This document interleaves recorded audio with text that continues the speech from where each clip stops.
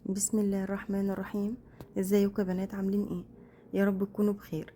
النهارده ان شاء الله هنعمل طاجن الباميه باللحمه. هنعمله كده في طاجن وندخله الفرن.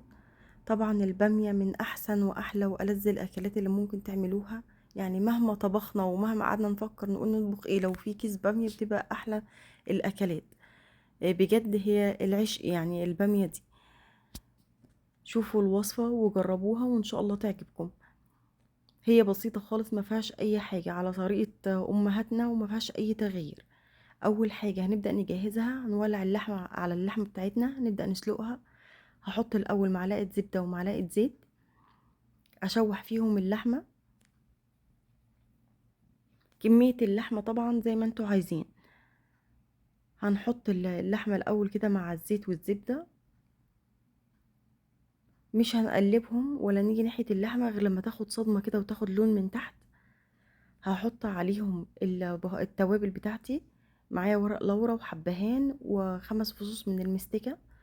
المستكة هنا اختياري، بس هي بتدي طعم وريحة حلوة جدا مع الشوربة. اول ما اللحمة تاخد لون من تحت هبدأ اقلبها للوش التاني. بجد لما بنشوح اللحمة كده الاول مع الزيت والزبدة والاعشاب ديت او التوابل بتاعتنا ديت بتطلع الشوربة حلوة جدا. اول ما اللحمة كده هتبدأ تغير لونها وشوحتها خلاص مع الزيت والزبدة، هكون مجهزة معايا بصلاية وحبة طماطم وجزر، بيخلوا طعم الشوربة حلو جدا. معايا هنا بصلة كبيرة وحبة طماطم وجزر. هنزل عليهم على اللحمة واشوحهم برضو مع اللحمة والزيت والزبدة كده والتوابل.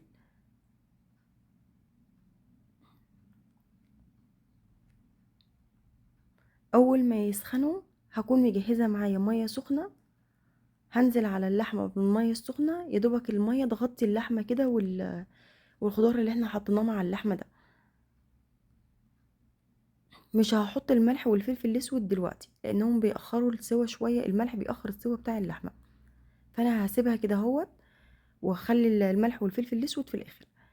هسيب الشوربة ينوت اول ما تغلي، ههدي عليها النار واسيب بقى اللحمة تستوي على نار هادية خالص. على ما اللحمة تستوي هكون هجهز بقى، اروح اجهز الصلصة بتاعة البامية. هكون مجهزة هنوت معلقة زيت وزبدة. هكون مجهزة معايا حبة بصل كبيرة مقطعاها قطع صغير. هنزل عليهم على الزيت والزبدة كده وافضل اشوح في البصلة لحد ما لون البصل ياخد اللون الاصفر الذهبي الفاتح. هخلي البصلة تدبل خالص.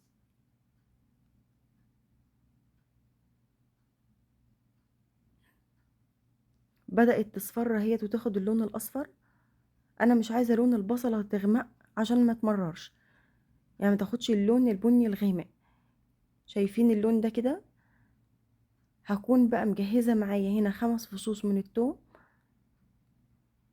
هنزل عليهم على البصل.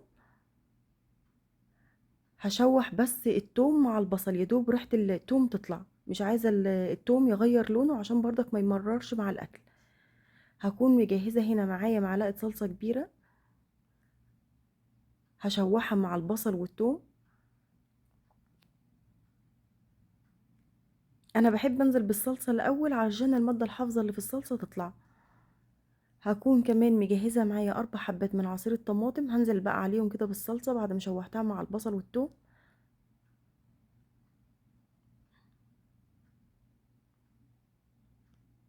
هحط بقى التوابل بتاعتي. معايا معلقة من الملح ونص معلقة صغيرة من السكر ونص معلقة صغيرة من الفلفل الأسود.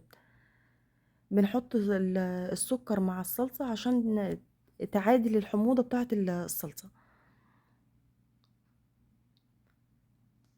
خلاص أول ما الصلصة ما تغلي كده هوت هسيبها بقى تتقل وتتسبك خالص لمدة تقريبا 10 دقايق أو 12 دقيقة بالكتير. ههدي عليها النار واسيبها تتسبك شوية. على ما تتسبك الصلصة هتكون اللحمة كانت خلصت بقى. هوريكم شكل الشوربة، شايفين اللحمة والشوربة شكلها عامل ازاي؟ كانت اللحمة بقى هنا خلاص استوت. ظبطت الملح والفلفل الاسود بتاعها وهنا كمان كانت الصلصة كمان تقلت واتسبكت معايا. بقى هكون مجهزة معايا نص كيلو من البامية. طبعا دي بامية خضرة فريش. اللي كانت الموجودة ومتوفرة عندي هي حجمها كان كبير، فانا قطعتها على نصين. طبعا لو في اللي هي الصغيرة او الوسط متوفرة عندكم اعملوها. طبعا انا بحب اجيبها احسن من المجمدة، فدي اللي كانت متوفرة عندي في السوق.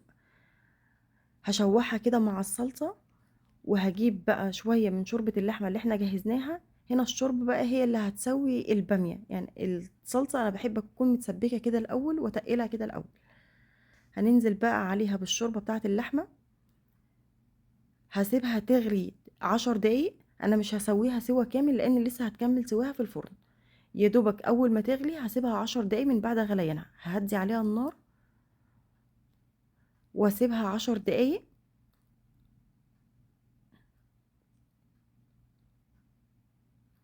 بعد 10 دقايق هفتح عليها كده اهوت، وهحط بقى اللحمة اللي احنا سلقناها، واسيب اللحمة معاها 3 4 دقايق معاها بالظبط. يعني يا دوبك اللحمة هتغلي معاها، وهقوم جايه بقى رافعاهم من على النار عشان احطهم في الطاجن وندخلهم الفرن. بتقدروا تسووها برضو كده في الحلة، يعني مفيش طواجن تقدروا برضك تسووها كده في الحلة، بس لما بتحط في الطاجن وبتدخل الفرن برضو بتديلها طعم برضك مميز كده. هنبدأ بقى نوزعهم على الطواجن كده. بجد البامية دي يعني من الأكلات الحلوة جدا والمفضلة جدا، يعني الواحد لو أكلها كل يوم مش هيزهق منها. أنا بالنسبة لي دي أحسن أكلة في أنواع الطبيخ كلها. جربوها في الطاجن كده في الفرن وإن شاء الله تعجبكم.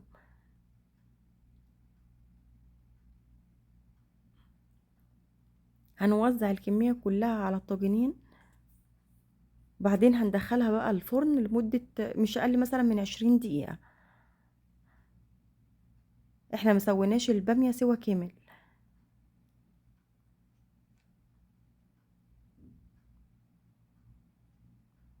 خلاص ده كان شكلها. هبدأ بقى ادخلها الفرن. هنا كان معايا قرن فلفل شطة حامي، عملت واحد فيه قرن شطة حامي وواحد لأ، عشان لو في أطفال أو كده يقدروا ياكلوا. هندخلها بقى الفرن